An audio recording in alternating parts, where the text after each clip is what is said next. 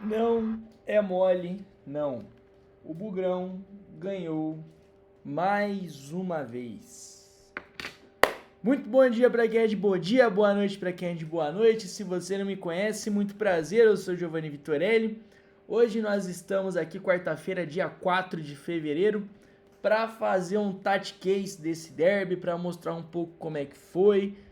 Eu revi o jogo offline, porque no dia do derby mesmo, eu estava em outra dimensão, anestesiado com aquela sensação de vitória maravilhosa e não me lembro tão bem da partida do estádio, mas da gravação do jogo deu para ver muita coisa, deu para estudar bastante. E vamos bater um papo, vamos bater uma resenha de como é que foi esse derby que garantiu a maior hegemonia em clássicos do Brasil. Acho que tem que pesquisar, mas provavelmente uma das maiores do mundo. Como que o Guarani jogou dentro desse cenário todo conturbado, um jogador a menos desde os 24 minutos, a entrada do Herbert pelo lado direito, gol perdido pelo Paredes, a incrível atuação do William Farias tomando conta do meio de campo, falha da dupla de zaga no lance da expulsão do Kaique, que se classificou, Klaus entrando muito bem e fazendo ótimas defesas. O lance do gol, vamos conversar um pouco como que foi o entendimento tático do Matheus. Também vi a entrevista do Matheus na coletiva de imprensa dele. Ele falou coisas que foram muito esclarecedoras. O Matheus, ele é um cara assim, bicho, que fala pouco de Case na entrevista, mas quando ele fala, ele mostra saber o que ele tá falando, ele mostra entender os porquês e entender principalmente muito bem a teoria do que ele tá fazendo.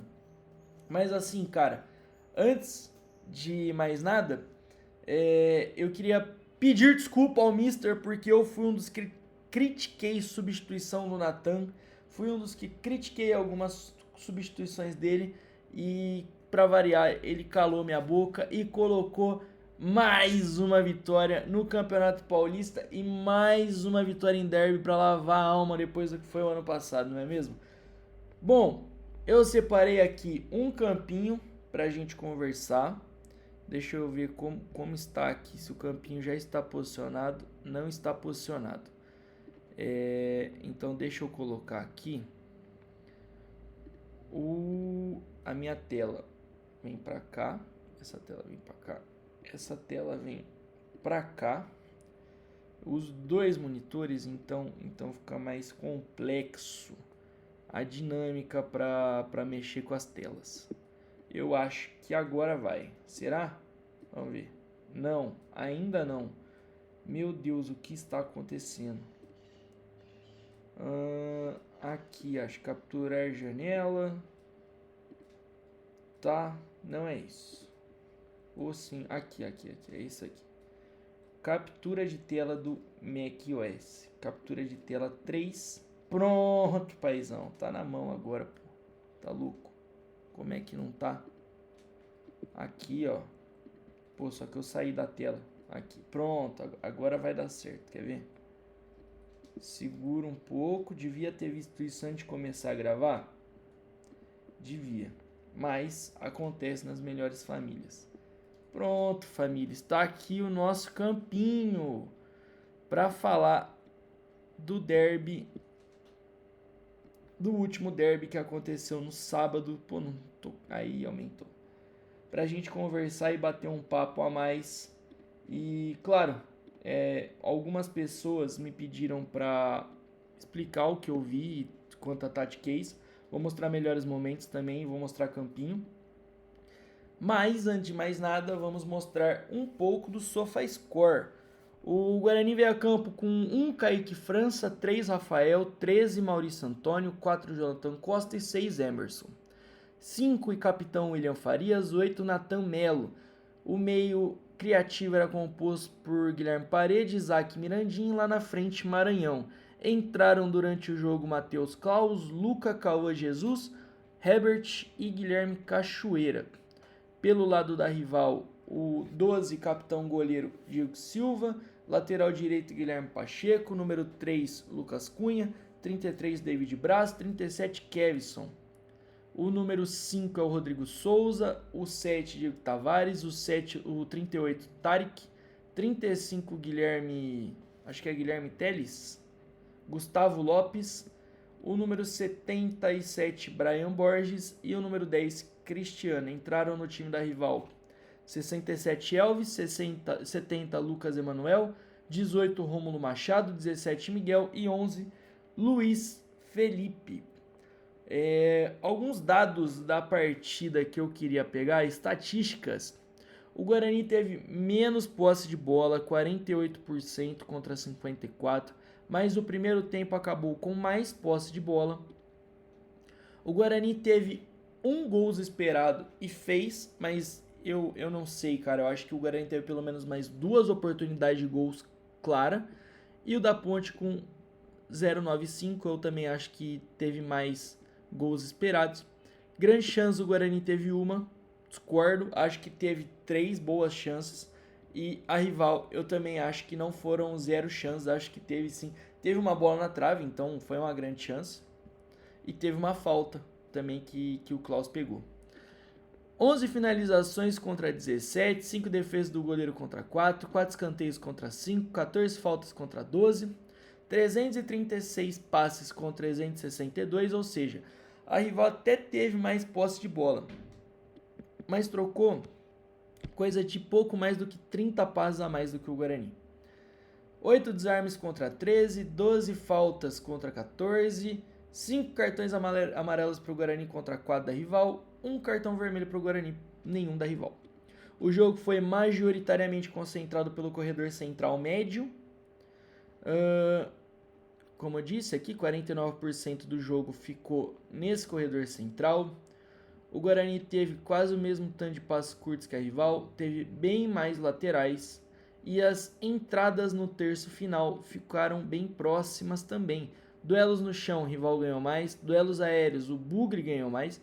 A rival teve mais dribles e teve 44% de acerto nos dribles e o Guarani 23%. Desarmes ganho, a rival também leva. Total de desarmes 3 contra 8, interceptações 10 e 10. Recuperações de bola, o Guarani teve mais 40 contra 37, o Guarani teve mais cortes também. Certo? Bom, mostrado isso, deixa eu ver se tem algo mais, acho que não. Depois na formação eu vou mostrar um outro detalhe. Dito isso, vamos pro campinho falar um pouco sobre como jogou esse time do Guarani e esse time da rival. O Guarani para mim joga em 4-2-3-1. Eu acho que essas linhas no início da formatação, da forma de jogar, essa linha dos pontas com o Isaac são na mesma linha e o Maranhão puxando um pouco mais, mas conforme o Guarani vai subindo nessa construção, eu sinto que o Mirandinha vem entrando por dentro e o Maranhão cai. Se a bola tá pelo lado direito, o time faz isso aqui. Cadê aqui? Isaac, Farias, Emerson. E aí eu tenho a impressão que o time fica nessa formatação para atacar. Então fica com 3. Podemos falar aqui o Isaac e o Natan não ficam bem em linha. O Farias e o Natan não ficam bem em linha, mas eu vou colocar aqui nesse caso só para ilustrar um pouco melhor. Então aqui ficam os 2 volantes, o Emerson é praticamente outro volante, o Isaac bem aqui por dentro e o Mirandinha acho que vira praticamente um atacante até para dar esse corredor pro Emerson.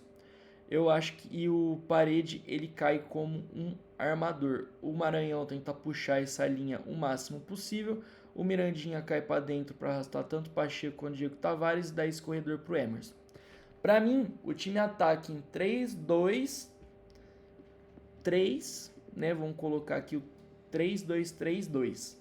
Então fica Jonathan, Maurício Antônio e Rafael, né? Num time sustentado por 3 jogadores no campo de defesa. William Farias saindo um pouco mais que o Nathan, tá? Isso enquanto o time estava com 11 jogadores. O Isaac flutua nas costas dos volantes ou dos meias, mas ele é mais centralizado. O Parede sai da ponta, ele faz pouco isso daqui, a não ser que a bola esteja pelo lado dele. Quando a bola está pelo lado dele, ele abre mais, e aí é função do Isaac e do Farias encontrar espaço no Parede, seja para tabelar com o Maranhão ou para colocar essa bola no segundo pau para o Mirandinha. Quando a bola está pelo lado esquerdo do Guarani, o Mirandinha abre. Ele vai, normalmente ele com essa bola vem de fora para dentro para dar esse corredor para o Emerson. O Maranhão cai para o meio da área, o Isaac na entrada da área, o Parede vira o meia, o Farias faz a contenção e o Nathan encosta, o Farias baixa um pouco, tá? Ou seja, esse time do Guarani, acho que os dois volantes, dependendo do lado, um é primeiro volante, muda o outro lado, muda o primeiro volante e o segundo volante também, sabe? Mas eu acho que o Guarani ataca nesse formato de 3-2-3-2. E os pontas, se a bola tá do lado do ponta, ele vem de fora para dentro. Se a bola tá no sentido... Não, se a bola tá do lado do ponta, ele cai para a linha de fundo.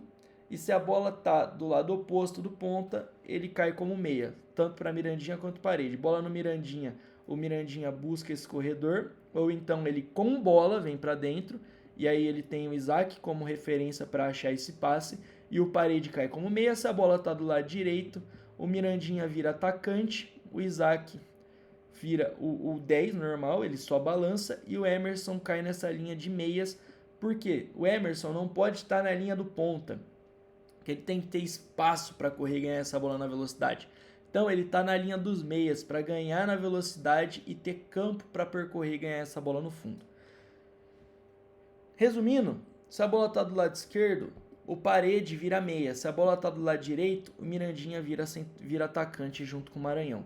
O Maranhão tem como responsabilidade puxar os zagueiros o máximo que ele puder para dentro da área, para poder dar espaço para Isaac, Mirandinha e Parede construírem jogo. Nessa... Pô, será que eu consigo fazer um quadradinho nesse campinho? Dá para fazer um quadradinho no campinho.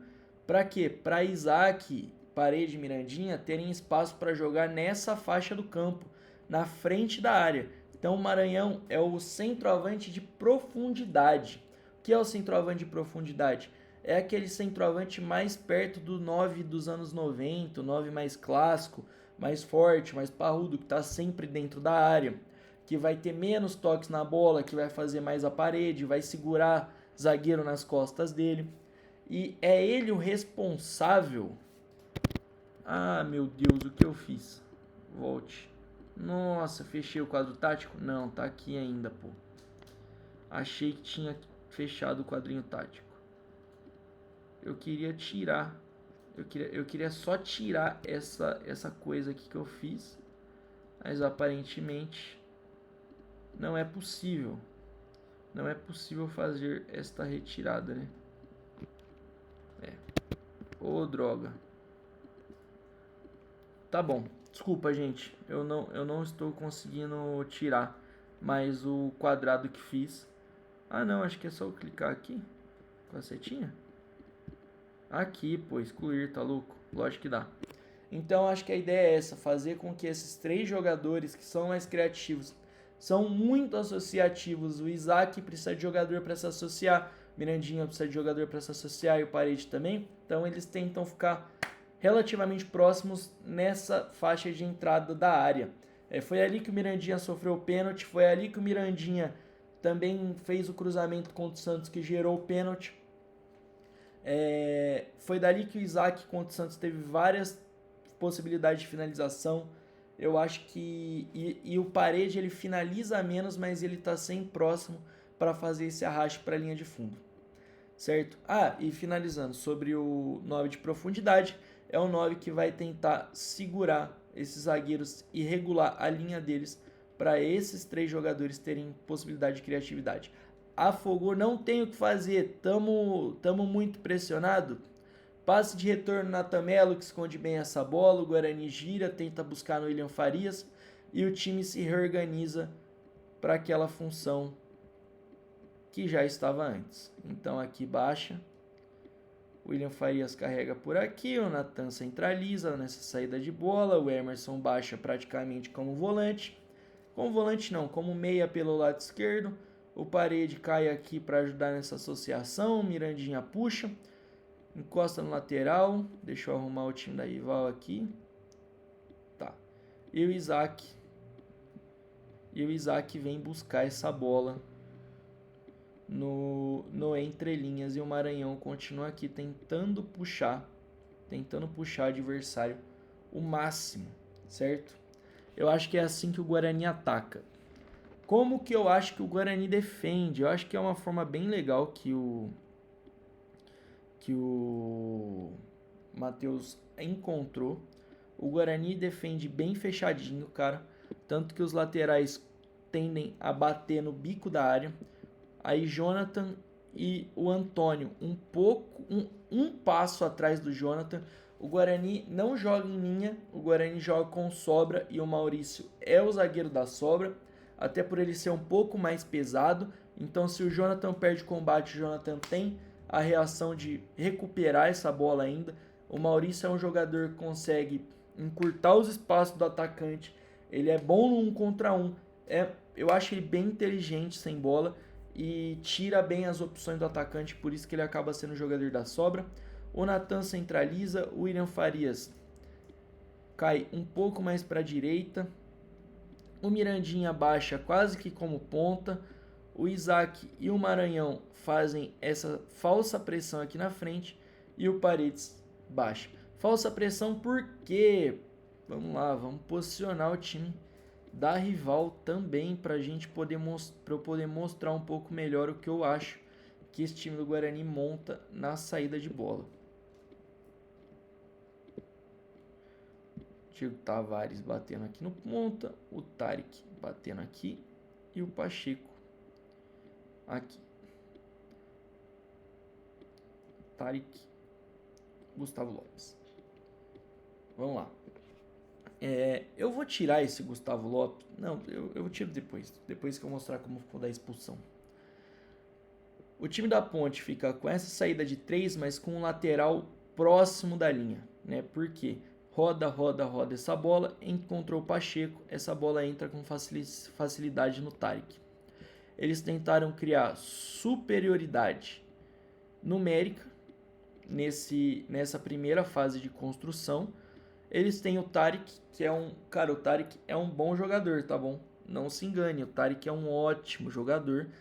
Ele se posiciona muito bem para receber espaço. Então, e tem o Gustavo, que o William Farias não podia chegar muito nele. Então ficava mais ou menos assim o encaixe, né? O Tarek era um jogador livre, em grande parte das vezes conseguia receber essa bola com muita facilidade. Mas aqui era onde a rival pensou em fazer essa superioridade numérica. Por quê? Com essa saída de jogo aqui, você tem o Isaac e o Maranhão saindo para fazer esse abafa. Você circula, você acha Kevson, você acha Pacheco, e aí você vai achar a bola nesse jogador que tá sobrando, né? Que vai fazer. Entrou a bola no Tarek, que é o passe de ruptura que a Ponte precisava. E aí é um jogador que tem bom arraste, tem bom passe. Essa bola chegava no Diego Tavares, essa bola chegava no Cristiano, essa bola chegava em Brian, chegava em Gustavo Lopes. Era o cara do time da Ponte, foi quem ditou a forma da Ponte jogar. E em vários momentos funcionou, certo? Então eu acho que o Guarani defende nesse 4-2-2-2, porque o Mirandinha e o Parede não estão numa linha de 4 jogadores. O Natan, ele tá um pouco abaixo em linha, ele fica alguns passos atrás do William Farias, porque ele é o cabeça de área desse time, ele é o volante que é responsável pela entrada da área. O Mirandinha e o Parede fazem uma falsa pressão pelo meio, mas na verdade batem com os laterais, mas eles fazem uma falsa pressão pelo meio. E o Maranhão e o Isaac batem nos dois zagueiros. Isaac no quarto zagueiro, perdão, e Maranhão no back central. Era assim que o time se posicionava para fazer essa marcação quando a rival atacava. Conforme Pacheco entrava, conforme Kevson entrava, Parede baixava, Mirandinha virava ala. E aí o time também ia entrando para dentro da área, porque o Jonathan fechava no Cristiano, o Antônio aqui também fechava por dentro, o Rafael entrava dentro da área, o Emerson entrava dentro da área, o Mirandinha virava ala, o Parede virava ala, o Farias tinha esse espaço para percorrer. Aí quando fazia, todo mundo entrava dentro da área dessa forma, aí sim, o Natan saía para cobrir esse espaço. O Maranhão aqui na frente e o Isaac baixava para ser esse homem e fechar aqui uma coisa tipo um quadrado aqui, né? Só que um quadrado dá para rotacionar, vamos ver. Quadrado rotacionado não dá. Mas acho que é isso, acho que deu para entender bem.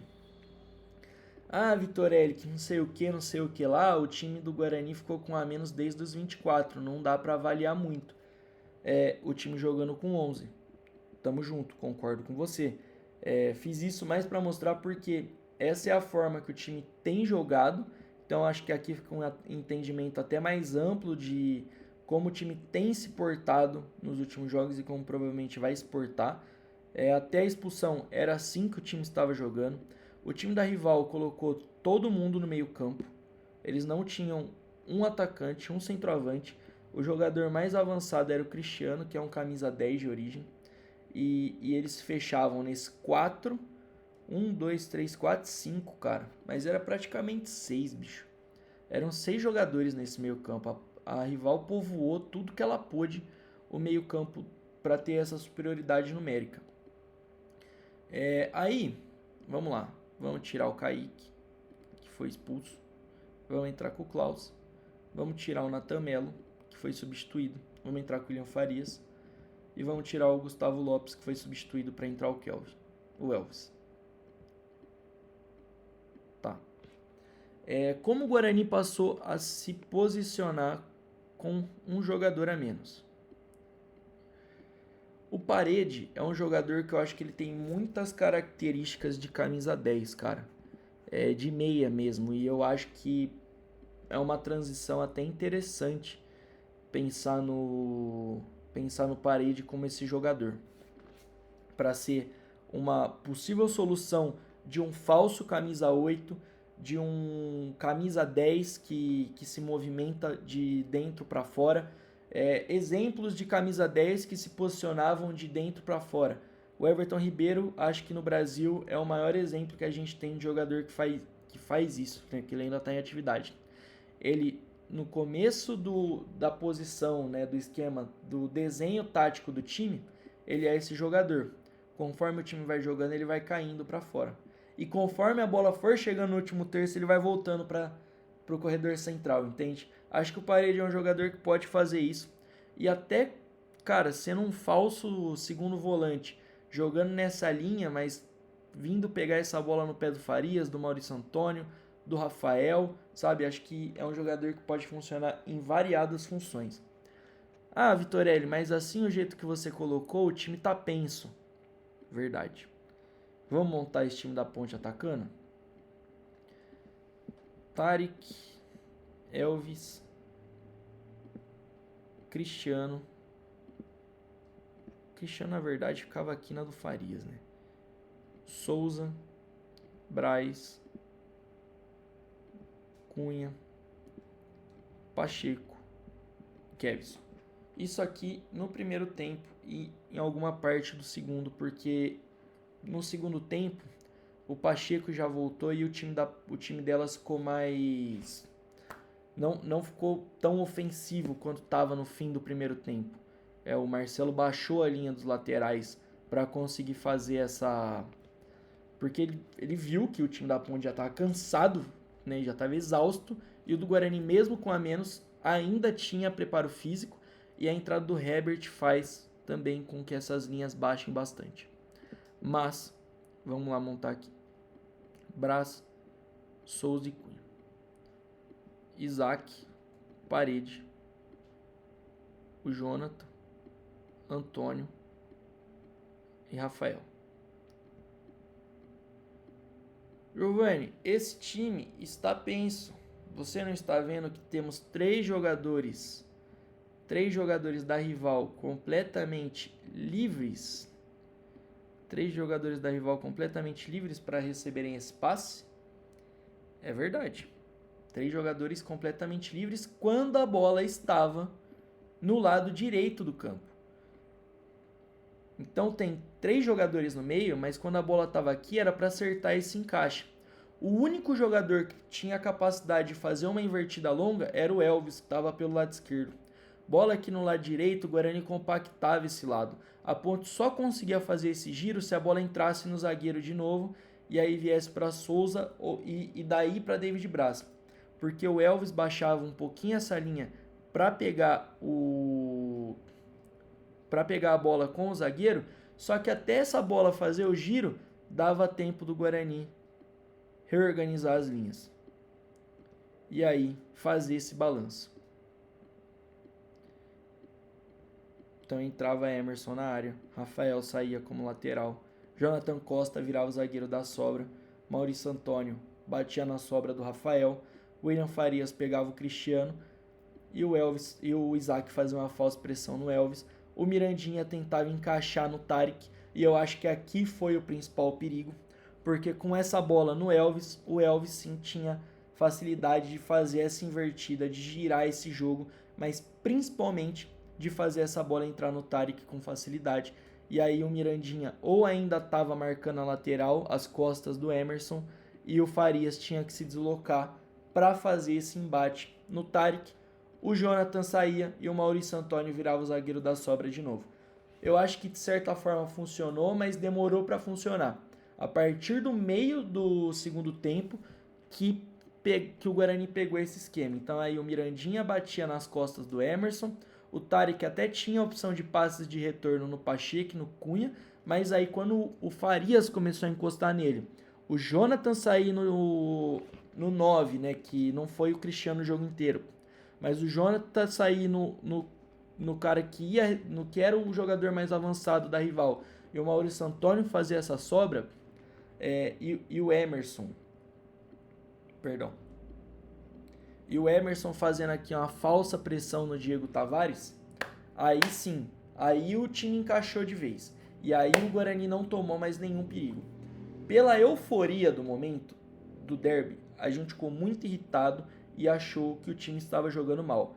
O time com um a menos, tirando o final do primeiro tempo, que houveram algumas chances, e essas algumas chances foram falta, escanteio e um chute a longa distância do David Braz, a Ponte não construiu no campo do Guarani.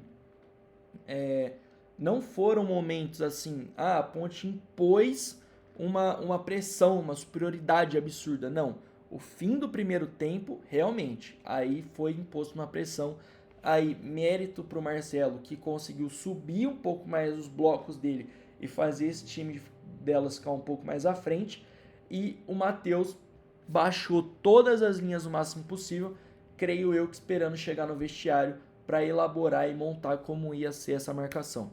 No segundo tempo, não tiveram lances capitais perigosos, tirando o final do segundo tempo também para rival. E uma coisa muito interessante que o Matheus falou na coletiva dele. Foi perguntado pro Matheus o porquê de tirar um jogador do meio campo, o Natan, e deixar, teoricamente, só 2 jogadores em campo. Inclusive, antes de falar sobre isso, uma coisa que ajudou demais o time foi a entrada do Cauã Jesus. O Cauã Jesus acho que jogou muita bola nesse derby. Marcou muito, recuperou muita bola. Marcação por zona, marcação zonal, é difícil de fazer. Você tem que mapear as costas, você tem que mapear o setor do campo. É complicada. Marcação de encaixe individual é muito mais fácil, porque você tem que prestar atenção só em um ponto de referência, que é o jogador que você está selecionado a marcar. Agora, marcação por zona, você tem que mapear espaço, é muito mais difícil. O Cauã Jesus entrou na frente do William Farias e na frente do Parede, que durante alguns momentos virou até volante quase, e conseguiu fazer bem essa função, cara. O Cauã Jesus carregou um piano bizarro no meio campo, tá? Acho que a gente tem que mudar um pouco o pensamento sobre o Cauã Jesus. É um operário da bola, sim, mas é um jogador muito esforçado, é um jogador que é muito coletivo e que eu vejo gente falando sobre ele ser ponta, é o fenômeno do ponta burro no futebol brasileiro. Ele pode ser um jogador pouco habilidoso com a bola no pé, mas muito longe de ser um jogador burro, porque para fazer esse tipo de marcação por zona no corredor central, você está lidando com muito jogador adversário na sua visão periférica. É muito difícil fazer isso, cara. É muito difícil. Se você está marcação zonal do William Farias, você está vendo o seu jogo de frente. Aí é uma coisa, já é um pouco mais fácil. Sem tirar o mérito da atuação do Farias, que foi bizarra, cara. O Farias carregou um piano absurdo no meio campo, principalmente até a entrada do Cauã Jesus. Pegou bola no pé de zagueiro, foi distribuir, chegou um pouco mais à frente quando precisou, distribuiu no corredor central, abriu o jogo, ajudou na saída de bola, marcou, aguerrido. 36 anos, cara. Que partida do nosso capitão, acho que foi uma partida digna de capitão. Voltando sobre a substituição do Nathan Melo. O Matheus falou sobre isso. Ele falou que como ele confiava no seu setor de defesa, ele não podia ter inferioridade numérica no último terço. Ou seja, onde que ele não podia ter inferioridade numérica? Numa bola entrando no Brian, ou uma bola entrando no Diego Tavares, ou uma bola entrando no Cristiano. Aqui tinha que ter sempre um jogador da sobra, e a sobra era do Maurício Antônio. Então o Maurício Antônio não podia marcar individual, ele tinha que ter um jogador da sobra. Onde ele recorreu por ter inferioridade numérica? Na primeira fase de construção do adversário, você naturalmente já tem inferioridade numérica. Tudo bem que assim, com as novas literaturas, a nova forma de se combater o jogo de posições que tem sido muito falado na Inglaterra principalmente, esses encaixes individuais lá no campo de ataque, aí é uma coisa, estamos falando aqui de Campeonato Paulista Série A1. Então, o adversário com a bola no campo de defesa para sair jogando, você naturalmente tem inferioridade numérica. Não faz sentido com um jogador a menos você tentar igualar por ali, porque qualquer bola que ultrapasse essa linha de marcação, que fure a linha de marcação, quebra uma linha de marcação do Guarani, você vai ter dois setores com inferioridade numérica, tá? E então não é muito lógico e não é muito nexo você fazer isso. Para onde ele jogou a inferioridade numérica do Guarani? Para o meio campo. Por quê? Eles tinham realmente um meio campo com qualidade. Tarek Elvis e Cristiano são jogadores que com a bola no pé têm qualidade. Mas, eu vou montar aqui de novo, tá? O Elvis foi quase volante nesse time, cara, é bizarro. O Cristiano fazia tipo um falso 9, cara. Ele saía da posição de centroavante e vinha aqui batendo Farias. E o Diego Tavares e Brian caíam um pouco mais por dentro. Ele tentava jogar Pacheco e Kevson nas costas dos pontas. Aqui. Então o time tava assim, ó.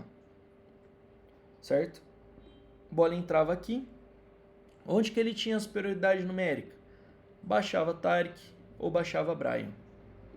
Simples. O Isaac, pelo mais que batesse aqui, o Maranhão batesse no portador da bola, ele sempre ia ter um jogador livre. Se o Isaac viesse bater no Tarek, ele ia ter o Elvis livre. Se o Isaac viesse bater no Elvis, ele tinha espaço no Tarek livre. E aí que tá o grande X. Quando a bola entrava no Tarek, ele até conseguia fazer essa bola entrar em Pacheco ou Diego Tavares. Pelo lado do Guarani. Mas o Emerson, batendo no Diego Tavares, era superior nesse duelo 1 contra 1, ou seja, o Guarani tinha superioridade qualitativa, né? Ele tirou uma superioridade, ele deu uma superioridade numérica no meio campo para ganhar superioridade qualitativa no setor de defesa dele. E o Emerson foi muito bem nesses duelos. O Mirandinha contra o Pacheco, muito mais rápido que o Pacheco, então era outra vantagem qualitativa. Um zagueiro batendo num ponta, aqui sim um ponta burro, tá? a instituição Pontinha Burro. E o Rafael, um zagueiro de origem batendo num ponta pouco habilidoso, para não falar outra coisa. Vantagem qualitativa, Parede batendo no Kevson. Tudo bem, aqui a Ponte tinha superioridade na questão em relação à Ponte atacando e Guarani defendendo. Mas aí é aqui que vinha a sobra do zagueiro da sobra. É aqui que estava o Maurício Antônio. Então se o Parede perdesse essa bola pelo lado, né, o Kevson conseguisse fazer essa ultrapassagem por cima dele, Rafael saía no lateral e o Maurício Antônio vinha fazer esse encaixe no ponta, e aí o Jonathan vinha fazer essa sobra. Eu acho que outra coisa, Maurício Antônio e Jonathan se entendem e se associam muito bem. Deixa eu fechar a janela que tá chovendo. E se associam muito bem. Então um entende quando o outro vai sair para um fazer a sobra e quando um vai sair para o outro fazer a sobra. É importante fazer esse destaque. Vou falar sobre o lance da expulsão quando mostrar os melhores momentos. Então, quando a bola entrava, essa superioridade numérica da Ponte não se traduzia muito em alguma coisa, porque o lugar da superioridade numérica estava longe do gol, e pelo mais que eles fizessem essa bola entrar no último terço, não adiantava muita coisa, porque aí o Guarani tinha uma superioridade qualitativa. Os defensores do Guarani defendem melhor do que os pontas e atacantes da Ponte faziam esse ataque.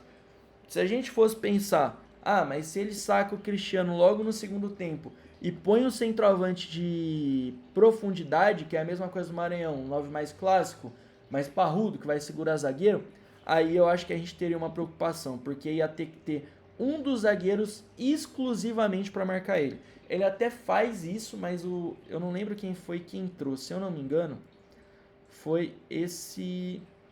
Cara, foi esse Rômulo? Não foi o Rômulo, foi o Lucas Manuel? Também não. Miguel? Não. Luiz? Acho que foi o Luiz Felipe. Mas acho que ele demorou para fazer a substituição, ainda bem, e o Guarani conseguiu se acertar dessa forma. Vamos lá mostrar os melhores momentos, porque já estamos com 37 minutos de vídeo. Vamos lá. Opa. Bora.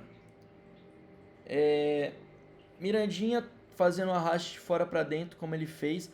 Essa bola aí foi uma boa jogada, infiltração do Isaac dentro da área. O Isaac dá um baita pique, cara, para chegar nessa bola na área. O Maranhão vai arrastando os jogadores e quase que o Isaac consegue fazer uma boa finalização. Ali um chute de fora da área, numa bola que sobrou, que passou relativamente perto do gol, levou certo susto. E aí o lance da expulsão. Eu não achei nenhum dos melhores momentos onde mostra desde a batida do tiro de meta do goleiro. Mas eu acho que aqui a falha estava em Maurício, aqui o William Farias que veio fazer essa cobertura. Mas eu acho que estava em Maurício e Jonathan, porque a linha do Guarani não é tão alta, principalmente em um tiro de meta. A linha de defesa do Guarani tinha que estar bem mais baixa, cara, bem mais baixa. Mas aí o Kaique França podia ter saído antes. Pelo lance eu também imaginei, mas o Kaique França não é um jogador, não é um goleiro que é líbero. Ele é um ótimo, excelente goleiro, mas não é aquele goleiro, não tô comparando, não tô equiparando, tá? Mas não é aquele goleiro líbero tipo Neuer que sai da área e vai fazer desarme fora da área, vai interceptar lançamento fora da área. Então ele tá ali próximo sempre da área. Acho que a linha do Guarani que tinha que estar mais baixa, e revendo alguns lances e relembrando momentos de jogo dos outros jogos do Guarani, em tiro de meta essa linha do Guarani é quase dentro da área, cara, é quase batendo na linha da área, então acho que foi um momento de desatenção. E vale relembrar que no lance do tiro de meta foi escanteio pro Guarani. E ali acho que o Kaique França fez o certo, fez o que dava para fazer. Ele sacrificou pelo time, né? Porque o Diego Tavares conseguiu fazer bem o corte nele ali, não ia perder aquela bola, estava próxima do gol. E aí a batida de falta do Cristiano, que o Klaus já faz uma excelente defesa, bola difícil, bola forte, alta no canto dele. Cara, que partidaça do Klaus, partidaça do Klaus.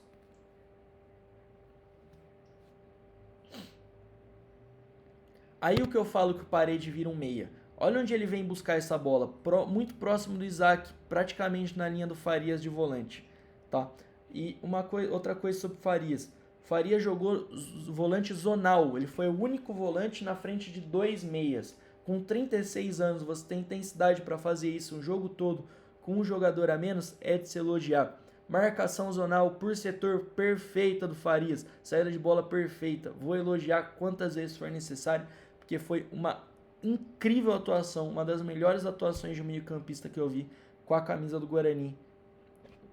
Tudo bem que assim, eu não vi os grandes craques jogarem ao vivo, mas com a camisa do Guarani acho que foi uma das melhores atuações de um volante que eu vi. Aí o Parede faz o arraste, acha essa bola no Maranhão. Eu não acredito que ele erre esse domínio. Eu acho que ele não acreditou. Na verdade.